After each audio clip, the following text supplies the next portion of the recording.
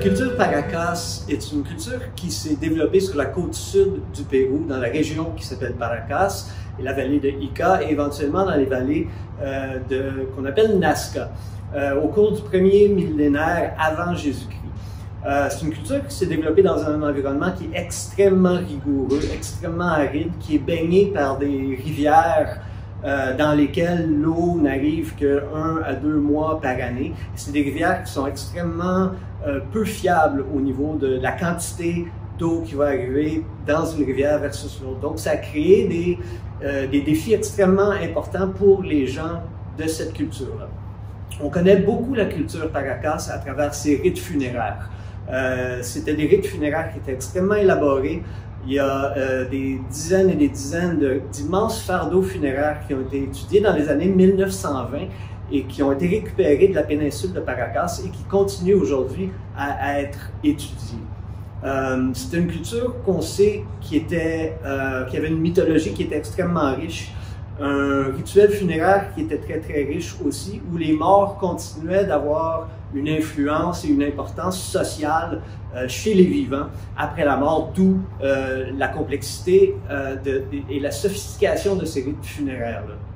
On sait également que c'était une culture qui était baignée par des conflits. On sait que l'environnement était difficile, et ce qui créait chez les populations de cette espèce de confédération de groupes plus ou moins autonomes qui partagent néanmoins une culture où est-ce qu'il y avait des conflits et où le statut social des individus était dicté d'une part par l'âge, qui était important au niveau de la position sociale des individus, et également par leur rôle en tant que guerriers. Donc c'était une situation qui était relativement difficile pour les gens de cette culture-là, mais qui vivaient néanmoins une existence qui était extrêmement riche rituellement, avec une religion qui était extrêmement élaborée.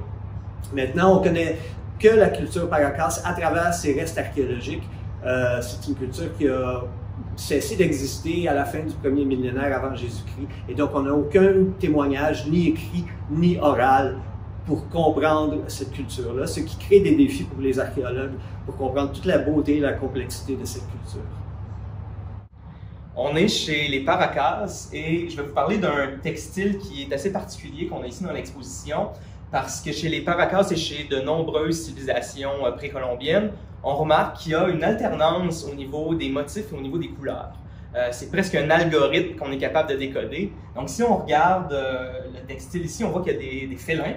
Et si on regarde le premier motif, donc un félin qui a la tête en bas et qui est bleu, si on regarde à l'intérieur du félin, on voit que dans son ventre, il y a un félin plus petit qui est jaune, et encore plus petit à l'intérieur, on remarque un troisième félin qui est de couleur verte. Et à chaque fois, le félin est inversé, donc la tête en bas, la tête en haut. Si on regarde le deuxième motif, maintenant, le félin est jaune, à l'intérieur duquel il y a un félin vert, qui a la tête en bas, à l'intérieur duquel il y a un félin bleu. Et ça continue comme ça, il y a une suite logique qui se fait, et on serait capable de déterminer quelle serait la couleur du cinquième félin. Donc, je vais vous poser la question, vous pouvez commenter dans la publication. Quel serait selon vous le cinquième félin si jamais il existait sur ce textile-là? Et ça, c'est vraiment particulier, comme je le disais, des textiles précolombiens. Quand on regarde les différents objets qui sont dans l'exposition, on peut s'amuser à déterminer qu'est-ce qui a poussé finalement les tisserandes à représenter ces différents motifs-là, toujours en alternant les couleurs et l'ordre des motifs.